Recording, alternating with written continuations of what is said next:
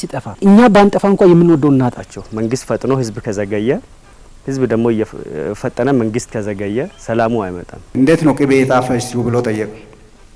ረግቼ እንዴት ረጋሽ ተገፍቼ ዘላቂ ህልውናችን ዘላቂ ሰላማችን ለማረጋገጥ በሚነድበት ርቀት ላይ የሁሉም ርብርብ ይፈልጋል። እየቀነስን መደመር የለብን የሚለው ተግባቦት ህዝብ ተፈጥሯል። ይሄንን ማስቀጠል አለብን። ለዚህ ትልቁን ሚና የተጫወቱት እነኛ አባቶች ናቸው። አይ ነገሩ እንዲቀዘቅዝ እንጂ ኢባቡን ለመብራት አይደለም አለ ሰውየው። ለቴፒና ለኪ ህዝብም ጭምር ነው ይሄ ውለታ የተዋለው። ሰላምን መሰረት በማድረግ ፍቅርና መደመርን ማንገብ መርህ ማድረግ አለብን የሚሉ ሐሳቦችን ያሰባሰብነው ሸካ ዞን ዘልቀን ነው።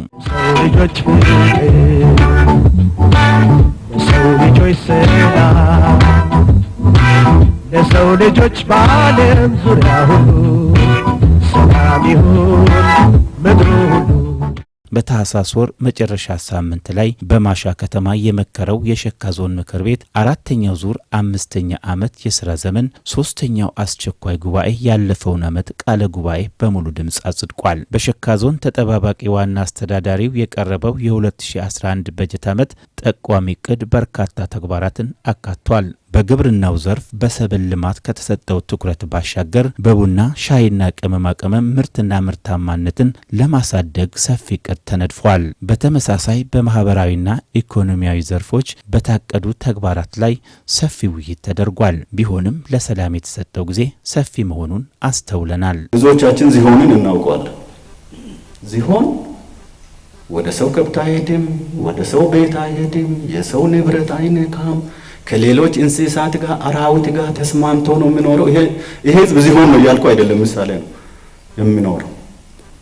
ግን ዚሆን የሚገደለው ለምንድን ነው? ለጥርሱ ሲባል የማንንም ሳር በልቶ የማንንም ቤት ሄዶ የማንንም ንብረት ነክቶ የማንንም ግቢ ደፍሮ አይደለም፣ ስለ ጥርሱ ብቻ ይገደላል። ዘሰማስ እኛም ላይ እየደረሰ ያለ ማንንም ነክተን አይደለም፣ የማንንም መብት ተጋፍተን አይደለም። ግን እኛን አበጣብጠው እኛን አጣልተው እኛን አጋድለው ትርፍ ሊነግዱ የሚፈልጉ ክፍሎች ስላሉ መንግስት እርግጠኛ ነው ይሄንንም ማውቆታል። በአሁኑ ሰዓት ላይ የትኛውም አካባቢ ያለው ማህበረሰብ ሰላም ይፈልጋል። ከዚህ ከሰላም ማደፍረስ ጋር ተያይዞ ሰላምን የማስፈን ጉዳይ የፍትህ ተቋማት፣ ፖሊስ፣ ፍርድ ቤት ቅንጅታዊ አሰራር ይጠይቃል። ሰፊው ህዝብ ሰላም ወዳድ ነው። በህዝቡ መሃል ግን የገቡ አጀንዳ እየፈጠሩ ህዝቡን ወደ አላስፈላጊ የትርምስ ቀጠና ለማድረግ እየተደረጉ ያሉ ነገሮች አሁን ቢሆን የህግ የበላይነት ካልተከበረ ቀጣይ አሁን የያዝናቸው እነዚህ የልማት አጀንዳዎችን ለማሳካት አዳጋች ስለሆነ ይህን ደግሞ ምክር ቤት በየደረጃ ያለው ምክር ቤት ህዝብ ውስጥ ሊገባ ይገባል። ከቅርብም ሆነ ከሩቅ ፍላጻ የሚወረወሩ አካላት በእናንተ እጅ ይጠፋሉ ብየመላስብም መረጃ ይሰወራል ብየመላስብም እነኚህ ፍላጻ የሚወረወሩ አካላት ከያሉበት ከየትኛውም ቦታ እጃቸው እንኳን መቁረጥ ሰብአዊ ጥሰት የሚሆን አይነት ከሆነ ጥፍራቸው ሊቀነስ ይገባል። በብሔር ካባ በሪሞት ለማስተዳደር በሪሞት ለማስተከስ እያንዳንዱ ተዘጋጅቶ ከያለበት አካባቢ መታረም ያለባቸው ነገሮች ለቀጣይ መሰራት ያለባቸው ነገሮች ካልተሰሩ እነዚህ ችግሮች መሰረታዊ የቸጋ ችግር ይፈታል ብሎ ማሰብ ይዋህነት ነው የሚሆነው። የኛ ለየት የሚለው ነገር በጣም ከቤቲ ውጣ ከሀገሪ ውጣ የሚል ነገር ብቻ ነው። በጣም ያሳዘናል። ቅቤ ጣፈጠችና አንድ ሰው እየጠየቀ እንዴት ነው ቅቤ ጣፈች ብሎ ጠየቀ። ረግቼ እንዴት ረጋሽ ተገፍቼ። እኛ የተረጋጋን ሰዎች ነን። ተረጋጋን፣ ሰዎቹን አቀፍን፣ ተገፋን። ከቤቲ ውጣ ተብሎ የት ነው የሚከደው? እንዳውም ከሞተ በኋላ እኮ አስከሬኑ ወደ ተወለደበት ሀገር ይሂድ ነው የሚባለው። እኛ ወደ የት እንሂድ ነው? ይሄ ጥያቄ ብቻ ናት የሚጠይቆነ። ህብረተሰቡን እስካሁን በጣም ምላሽ ያላገኘው ይሄ ነው። ህገ መንግስቱ ይከበር፣ ወንጀለኞች ይያዙልን፣ ቁጥጥር ይዋሩልን፣ በሌላው ህብረተሰብ መካከል ደግሞ ሰላም ሰፍኖ በጋራ እንደ ድሮ እንድንኖር የሰላም ኮሚቴ ተዋቅሮ ይቅርታ መድረክ ተመቻችቶ ህብረተሰባችን አብሮ እንዲኖር ይደረግልን ነው ጥያቄ። ከ10 እና ከ15 ሺህ በላይ ወጣት ምንም ነገር ሳይዝ በቁሜ በህይወት ቁሜ ያለው ማንነቴ ከመጠፋ እጄ ሞትና ታሪኬ ይጥፋ። ምንም አልያዙም። ምንም አስታውሰውን ከድንጋይ የያዘ ወጣት የለም። ባዶ እጁን ነው ሲሄድ ነበረው። ያን ሁሉ ግን ተንበርክኮ ሄዶ መንገድ ላይ ተንበርክኮ የመለሰ አባት ምንም ውለታ አልተሰጠውም፣ እውቅና አልተሰጠውም። ሁቱና ቱትስ የሚል ታሪክ ሸካ ላይ ሳይደገም ያተረፈው የአባት ነውና እና አባቶቻችን እውቅና እንድሰጣቸው እፈልጋለሁ። በወቅቱ ህዝቡ የተጫወተው ሚና ለኢትዮጵያ ህዝብ አሳውቀን ቢሆን ኖሮ ዘላቂ ሰላም ከማስጨበጥ አንፃር የዚህ አካባቢ ማህበረሰብ የከፈለው ዋጋ እውቅና ሊሰጠው የሚገባ ነው። የህብረተሰቡና የጉባኤ አባላት ሀሳብ ቀድሞ ይምጣ እንጂ ለሰላም ጀግኖች የእውቅና አሰጣጥ ሂደቱ ሰዓቱን ጠብቆ ቀርቧል። እኛ አካባቢ በከፋ መልኩ የሰው ህይወት አልጠፋም እያላችሁን አስተያየት ተሰጣችሁ። ለዚህ ትልቁን ሚና የተጫወቱት እነኛ አባቶች ናቸው።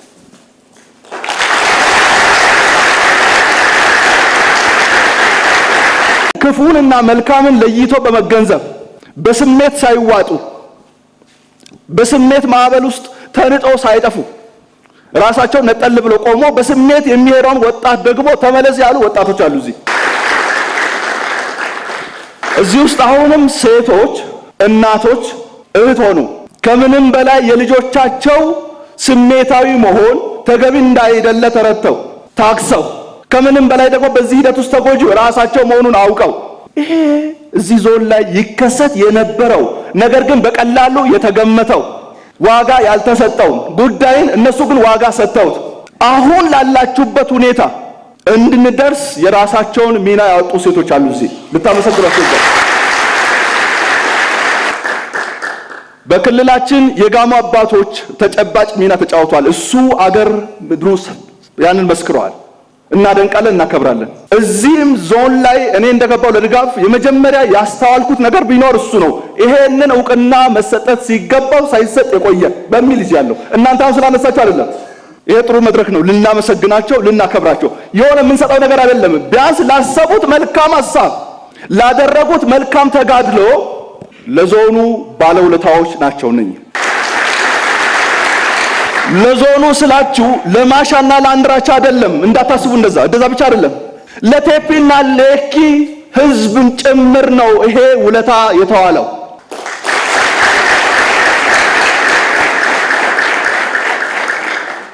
አሁንም ከአስተዋይ ህዝብ የሚጠበቀው ይሄኛው ስራ ነው። እናንተ በጥያቄ ጠየቃችሁት። ስለዚህ እጅግ አርጌ እነሱንም በእናንተ ፊት ላመሰግናቸው እወዳለሁ። ይሄ ተግባራችሁ ሊመሰገን ይገባል።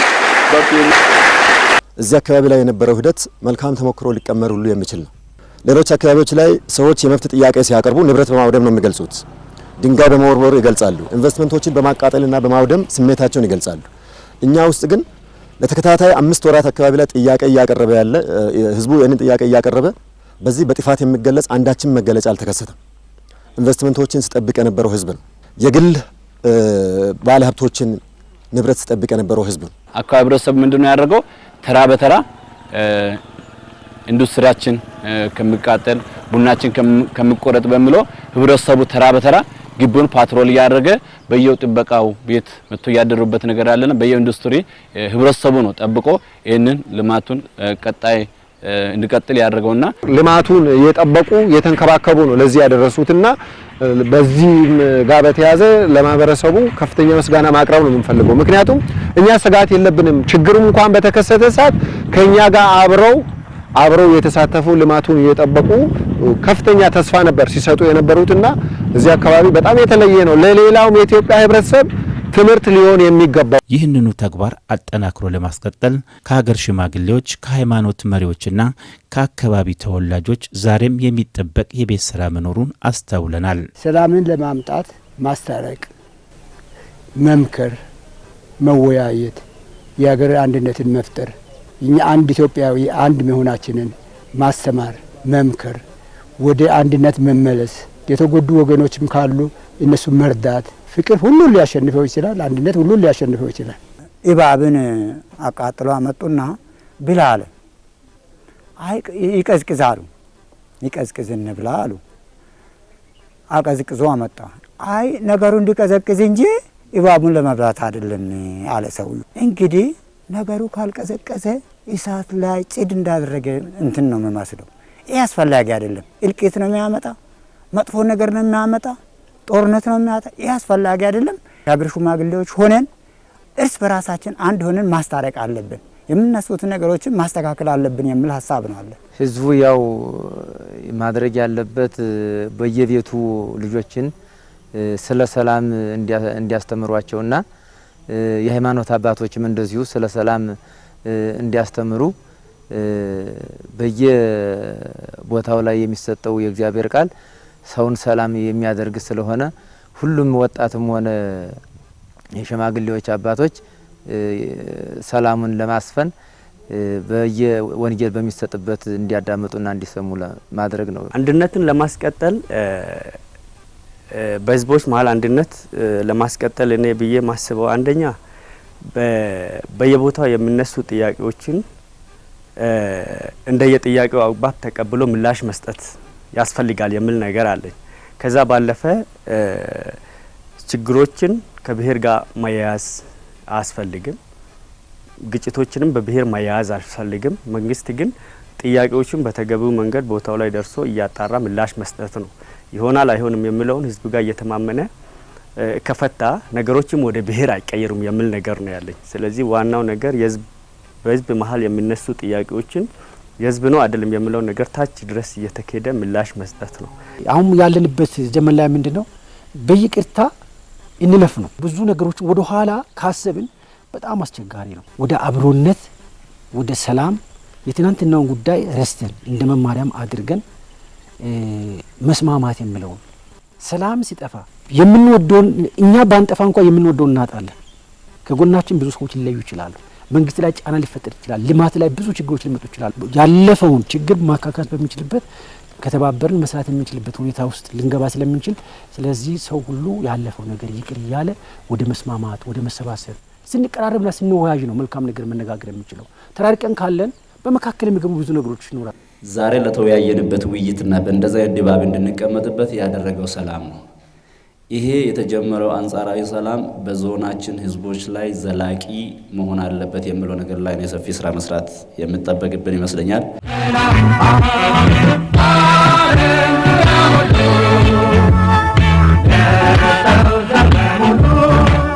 ከሰላም ግንባታ ስራችን ላይ ከምንም በላይ በዚህ አመት ከፍተኛ የሆነ ትኩረት ሰጥተን መስራት የሞት የሽረት ጉዳይ አድርገን መሄድ መቻል አለብን። እስካሁን የመጣንበት ሂደት የሚያሳየን በሰላም እጦት የከሰርን እንጂ ምንም ያተረፍነው አንዳች ነገር የለም። የትኛውም የህብረተሰብ ክፍል በዚህ አሁን በተፈጠረው ችግር ያተረፈ የተጠቀመ ማንም አካል የለም። ስለዚህ ይሄ ጉዳት ደግሞ እንዳይከሰትም ብቻም ሳይሆን ትምህርት መውሰድ ብቻም ሳይሆን በየደረጃው በሚገኙ ምክር ቤቶችና በተለያዩ መድረኮች ይሄ ጉዳይ መወገዝ ጭምር መቻል አለበት። በሰላማዊ መንገድ በእርቅ በይቅርታ ከልብ የሆነ ነገር እየፈታን የህዝቦችን አንድነት እየፈጠርን መሄድ በሚንችል ጊዜ ሰላማችን ዘላቂ እየሆነ ይሄዳል። ዛሬ ያሸነፍን ነገ እንሸነፋለን፣ ነገ ያሸነፍን ከነገ ወዲያ ይሸነፋል። ይሄ ተፈጥሮ ህግ ነው። ዘላቂ ህልውናችን ዘላቂ ሰላማችን ለማረጋገጥ በምንሄድበት ርቀት ላይ የሁሉም ርብርብ ይፈልጋል። ህግ ማስከበር ብቃታችን እየጨመረ መሄድ አለበት። የጸጥታ ስራችን እየጨመረ መሄድ መቻል አለበት።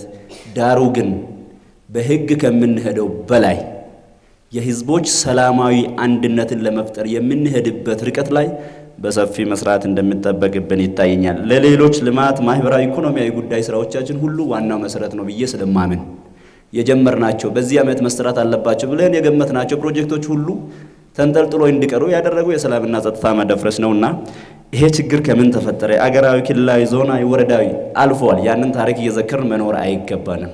አሁን ከጀመርንበት ጅማሮ ግን ከሄድን በእርግጠኝነት ሰላማችን ዘላቂ እየሆነ ይሄዳል። ስለዚህ ትዕግስት ጥሩ ነው። አንድ አባባል አለ፣ የታገሰ ሰው ድንጋይ ይበሳል፣ የቸኮለ ሰው ቂል አይችልም፣ ቂል አይበሳም ይባላል። ለዚህ ታግሰናል። እግዚአብሔርም ብለዋል ደግሞ እናንተ ዝም በሉ ስለ እናንተ ይዋጋል ብለዋል ጌታችን። እኛ ዝም ብለናል። ማንና ምንን ነው? አንድ እግዚአብሔርን በአንድ ቁጥር፣ ሁለተኛ የህግ በላይነትን ነው። ህብረተሰባችን ህግ በላይነትን ያምናል። በሰከነ መንገድ መንግስት ህገ መንግስትን መሰረት ያደረገ የህግ በላይነትን ያረጋግጣል ብለን ጠብቀናል። አሁንም ይኸው እየተረጋገጠ ነው፣ ወደፊትም ይረጋገጣል ብዬ አምናለሁ። ስለዚህ በዚህ ዞን ላይ የግለሰቦችን ሐውልት ለማቆምም ሆነ የግለሰቦችን ሐውልት ለመቅበር መሄድ የለብንም። የህዝቦችን ሐውልት ለማቆም መሄድ መቻል አለብን። የህዝቦች ሐውልት ስናቆም ዘላቂ ህዝብ ይሆናል። ግለሰብ ስንሆን ግን ያ ግለሰብ በሞተበት ይቀራል። መልካም ስራ ካለው እየተዘከረለት ይኖራል። አለቀ። የህዝብን ልዕልና ግን ለማስከበር በምንሄድበት ጊዜ ይህም በተደራጀ መንገድ በህዝብ ውስጥ ያለው ሰላም ሊቀጥል ይችላል የሚለው ነገር ላይ እኔ በደንብ ብንሰራ፣ ይሄን ስናደርግ ለዞኑ አስፈጻሚ ብቻ አይደለም፣ እስከ ታችኛው ቀበሌ ድረስ እስከ ወጣት እስከ ግለሰብ ድረስ ባለን አደረጃጀት ስርዓታችን ማጠናከር አለብን። ከመንግስት መዋቅር ውጭም ውስጥም ያለው ቅድም እንደተባለው የራሳችን አስተዋጽኦ ሊኖረን ይገባል። ይቅርታን መሰረት ያደረገ አሸናፊነትና ተሸናፊነት ሳይሆን የጋራ አሸናፊነትን መርህ ያደረገ ስራ ላይ ሰፊ ስራ መስራት እንደሚጠበቅብን ይታየኛል። ዘላቂ ሰላም ያስፈልጋል። ጸጥታው በአስተማማኝ ሁኔታ መረጋገጥ አለበት። መንግስት እየተሟላ የመፈጸም አቅምን ይዞ መግባት አለበት የሚለው ትክክለኛ አስተያየት ነው። መሸነፍ አለብን። ለትዕግስት ዋጋ መክፈል አለብን። ለእርቅ መተባበር አለብን። የሚሰሩ የህግ ማስከበር ስራዎች ሊኖሩ ይችላሉ። የሚሰሩ የአደራጅ ለውጦች ሊኖሩ ይችላሉ። አሁንም እንደ ሀገር እየተከተልን ያለነው መነጋገር፣ መግባባት፣ ለችግር የዳረገንን ጉዳይ አፍረጥርጦ ማውራት፣ በአንድነትና በተረጋጋ መንፈስ አቋም መውሰድ፣ የህዝቦችን ትስስርና አንድነት በሚያጠናክሩ የህዝብ ለህዝብ ግንኙነቶች ላይ ትኩረት ማድረግ አለብን ብሎ የተነሳው እኔም የምንቀበለው የክልሉ መንግስትም የዞኑ መንግስትም ይህን አምኖ እየሰራ ያለው ጉዳይ ነው። ከዚህ ለጎን ለጎን ህዝብን በሚያሳትፍ መንገድ በተመረጠና ቀጥተኛ የሆነ ተጽዕኖ በሚፈጥር መንገድ የህግ ማስከበር ስራ መሰራት አለበት የተባለው ታቅዶ እየተሰራ ነው ያለው። የተጀማመሩ ነገሮች አሉ፣ እነሱም ተጠናክረው ይቀጥላሉ። ከሰላም ባሻገር በማህበራዊና ኢኮኖሚያዊ ዘርፎች ላይ የምክር ቤቱ አባላት ጥያቄ አንስተው ምላሽ ተሰጥቶባቸዋል። በተለይ ከክልላዊና ሀገር አቀፍ ፈተናዎች ጋር ተያይዞ የትምህርት ልማት ስራዎቻችን ላይ የተደራጀ የሁሉንም አካላትን የጋራ ርብርብ የሚጠይቅ ጉዳይ ስለሆነ ይሄ በዚህ ጉዳይ ላይ በትኩረት የማንሰራ ከሆነ የነገ ሀገር ተረካቢዎችንም ይህንም አካባቢ ከችግር የሚያወጣውን ትውልድ የምናጣበት እድል እንዳይፈጠር እዚህ አካባቢ ላይ ያለውን ችግር እንደተባለው ሁላችንም ትኩረት ሰጥተን መስራት ይጠበቅብናል። ከ32 ሺህ የሚደርስ ተማሪ አምና ትምህርት ገበታ ላይ ነበረ። እስካሁን ባለው ሁኔታ የተመዘገበው ከ78 ሺህ የሚበልጥ ነው።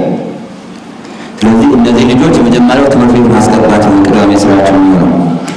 እነዚህም ካስገባን በኋላ 10ኛ ክፍል ተማሪዎች፣ 12ኛ ክፍል ተማሪዎች፣ 8ኛ ክፍል ተማሪዎች በዞናዊ ጉዳይ ብቻ የሚወሰኑ ሳይሆን ሀገራዊና ክልላዊ ሁኔታ የሚወስናቸው ናቸው።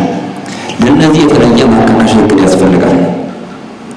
የተለየ ድጋፍ ይፈልጋል። የእነዚህ ትውልድ መብሰር የእኛ መብሰር ነው ከሚለው አቋም ላይ ማድረስ ይጠይቃል። የ1 ኪሎ ቡና ዋጋ እናውቃለን። የኮረሪማው ግን እጥፍ ነው።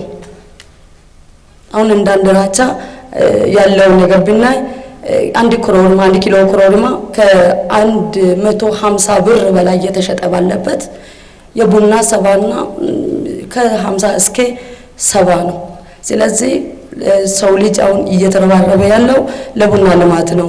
ነገር ግን አንዳንድ ሞዴል አርሶ አደሮች ያሰፉት ልምድ አለ። ከነሱ ወስደን የኮረሪማ ልማቱን በየካ አካባቢ ደግሞ የእርድ ልማቱን ትኩረት ሰጥተን ብንሰራ የሚል ነገር ይኖረኛል። ከዛ ጋር ተያይዞም ቁንዶ በርበሬን ቢተኮርበት የሚል ነገር አለኝ። ከቡና አንጻር የተነሳው ጉዳይ የቡና ዋጋ ዝቅ ስላለ አርሶ አደሩ ወደ ኮረሪማ ለምን እያሰበ ነው የሚለውን ብዙ ቅድም የተከበሩ የምክር ቤት አባላት አዝበራ እንዳነሱት የቡና ዋጋ በየጊዜው እየጨመረ ነው ያለው።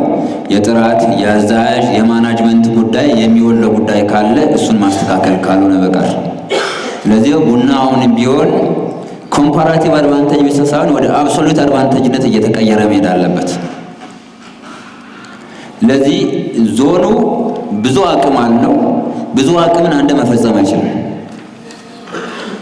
የሰው ኃይሉ፣ ገንዘቡ፣ ቴክኖሎጂው ተጠራቅሞ ውጤት የሚያመጣ ፕሮዳክቶችና ምርቶች ላይ ትኩረት ማድረግ ያስፈልጋል። ከዚህ አንጻር ቡና አንዱ ነው።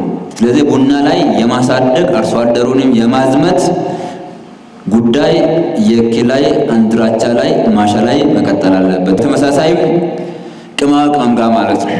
ኮረሪማም ይሁን ቁንዶ በርበሬ፣ ሌሎችም የአዝርዕት የሆኑ ቅመማ ቅመሞች ጋር ተያይዞ ባሉ ነገሮች ላይ በእነዚህ መሰረት መሰራት አለበት። በዞኑ በተለያዩ ከተሞችና የገጠር ቀበሌዎች የህዝብ ጥያቄ የሆኑት የውሃና የመንገድ ግንባታዎች እጣ ፋንታ ላይም ጥያቄ ቀርቧል። ከውሃ አንጻር የተነሱ ጉዳዮች የማሻ ከተማ ውሃ ተጀምሮ የተቋረጠ ነገር አለ። እሱን ለመጨረስ ከክልል ውሃ ቢሮ ጋር ተነጋግረናል። ስለዚህ በተቋረጠው ጉዳይ ላይ ዝርዝር ቴክኒካል የሆነ ማሽን አድርጎ የሚቀጥልበት ጉዳይ ላይ የሚሰራ ባለሙያ ከክልል ተመድቧል። ሰሞኑ መጥቶ ስራ ስለሚጀምር ቶሎ እሱን ጨርሰን የማሳደገው ጉዳይ ይሰራ የሚለው አንድራቻ ላይ ዞኑ በራሱ አቅም መያዝ ያለበትን ማርሺክ ፈንድ ለመያዝ በራሱ ካቢኔ ተነጋግሯል። ከዛ ውጭ በጀት አካል አድርጓል። በዛ መንገድ ዞኑ ይፈታል የሚለው ነገር ብያስ የኪ ላይ ብዙ የመከኑ ከተፈጥሮም ሆነ ከቴክኒክ ችግር አንጻር ብዙ የተገነቡ ውሃዎች አግሎት አልሰጡም። በጭ ላይ፣ ኩራ ላይ፣ ሾሻ ላይ ብዙ እንትን ያሉ አሉ። ስለዚህ አንደኛው የውሃ ጉድጓድ የምናስቆፍርበት ሳይንሳዊነቱና ቅድመ ጥናቱ ላይ ገና መስራት እንጠይቅ ነገር አለ። አንድ ቀን ውሃ ሳያመነጩ 4-5 ሚሊዮን ብር ወጥቶባቸው የዛጉ የቆሙ የመከኑ ብዙ እንትኖች አሉ። ብዙ የሆነ ኢንቨስትመንት ፈሶበታል። ህዝብ ተሳትፎበታል። ብዙ መልካም አስተዳደር ጥያቄ የሚመልስ ነው። እነዚህ እንደገና ሪቪዚት አድርጎ ባለን አቅም ልክ የምናስተካክለው ማስተካከል፣ በሂደት ደግሞ ከግንባታ ውጪ ምንጭ የማድረግበትን ጉዳይ ተጨማሪ የሆነ የውሃ ፕሮጀክት አድርጎ ማሰብ ይጠይቃልና እሱ አካባቢ ላይ ጥናት የሚፈልግ የጥናቱ አቅም ምን ይመስላል የሚለው ሰፋ ያለ ስራ ይፈልጋል። ከመንገድ ጋር ተያይዞ ያሉ ጉዳዮች ከዚህ ከገጠር ቀበሌ ትራሽ መንገድ ጋር ተያይዞ የሚነሱ ጉዳዮችን ለቅመን ለመያዝ ሞክረናል። ከክልሉ የገጠር መንገዶች ባለስልጣን ጋር ለመነጋገር ጥረት አድርገናል። የክልሉ የመንገድ ትራንስፖርት ቢሮ የገጠር መንገዶች ባለስልጣን መጥቶ በአካባቢ የሚደግፈንም የሚዛን ቅርንጫ ሰዎች መጥቶ ለመነጋገር ፕሮግራሞችን ይዘናል። አቅም በፈቀደ መጠን አሁን ባለን ሁኔታ በጣም ጥቂት ጥገና ይፈልጋል። ይሄ እንግዲህ ጥቂት ጥገና የሚፈልጉት አልፎ ግን መደምደም ያለባቸው 3 ላይ ትኩረት አድርገን ፕሮግራም አድርገን እንሰራለን የሚለው ነገር ጀምረናል። ምክር ቤቱም በተጓደሉ አመራሮች ምትክና ሽግሽግ በሚያስፈልጋቸው መምሪያዎች ላይ ሹመት ሰጥቷል። ከ529 ሚሊዮን ብር በላይ የዓመቱን መደበኛና ካፒታል በጀትም አጽድቋል። በሁለተኛ ቀን ውሎ የምክር ቤቱ አባላትና የአካባቢው ህብረተሰብ ክፍሎች በማሻ ወረዳ ወደ ደገሌ ቀበሌ ጉዞ አድርገዋል። ጉዞው ትልቅ የምስራችን ያነገበ ለአካባቢው የትምህርት ጥራት ጥያቄ ምላሽ የሰጠም ነበር። በዚህ ዓመት በቀዳማዊት እመቤት ወይዘሮ ዝናሽ ታያቸው በደቡብ ክልል በ3 ዞኖች ለሁለተኛ ደረጃ ትምህርት ቤቶች ግንባታ 30 ሚሊዮን ብር ተለግሷል። እድሉን ካገኙት ዞኖች የሸካ ዞን አንዱ ሲሆን በዞኑ ምርጫ ደግሞ በደገሌ ከተማ የሚገኘው ሁለተኛ ደረጃ ትምህርት ቤት ተመርጧል። በህብረተሰብ ተሳትፎ ተጀምሮ በስራ ላይ ያለውን ትምህርት ቤት ለማጠናከር ተጋባዥ እንግዶችና የአካባቢ ህብረተሰቦች በተገኙበት በ10 ሚሊዮን ብር ወጪ ለሚገነባው የደገሌ ሁለተኛ ደረጃ ትምህርት ቤትም በክብር እንግዶች የመሰረት ድንጋይ ተጥሏል።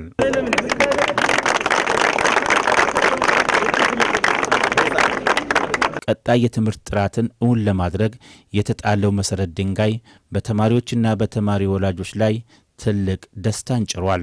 ዛሬ ይህ ግንባታ ሲካሄድ አንደኛ ፍሬያማ ተማሪን እናፈራለን። ይህ የተሟላ ትምህርት ያገኛሉ። የሂሳብና የእንግሊዘኛ ትምህርት ላይ ተማሪ ቴክኖሎጂ ትምህርትን ተምረው ለሀገሪቱ ይበቃሉ የሚል ግምት ይኖረናል። በፊት ስጋት የነበረው ማሻ ሲማሩ ወይ ሙቶ አደሩ ወይ ተደበደቡ ወይ አንድ ችግር ያጋጥሞባቸዋል ብለን በጣም እያዘንን ነበር፣ እየሳደን ነበር። አሁንም በተለይ የበለጠ ደስታንም ይመጣል ብዬ ገምታለሁ። አሁን በፊት እዚህ ያው ሌላ ቦታ ስንማር ቆጮ ከዚህ ሲንቅ ይዘን ነው የምንሄደው። ብር ወጪ ተበጅቶልን ነው። ቤት ተከራይተን ነው። አሁን እዚህ ከተሰራ ወጪ ምንም አያስፈልገንም። ያው ትምህርታችንን ተከታትለን መማር በስተቀር ሌላ ምንም እናስበው ወጪና ገቢ አያስፈልገንም ብዬ ገምታለሁ። ከዚህ በፊትኛ የ6 ሰዓት ጉዞ ተጉዘን ከቤተሰብ ተፈናቅለን ቤት ክራይ ይዘን ማሻ አልፎ ማሻ በነበረ ጊዜ ማሻ አልፎ ጎሬ ሲማር ነበር። ዛሬ ግን እንደ ተማሪ የተሰማኝ ስሜት ከእንግዲህ ባለው ትውልድ በጥሩ ሁኔታ ይማራል ከሚል ግንዛቤ ተነስቼ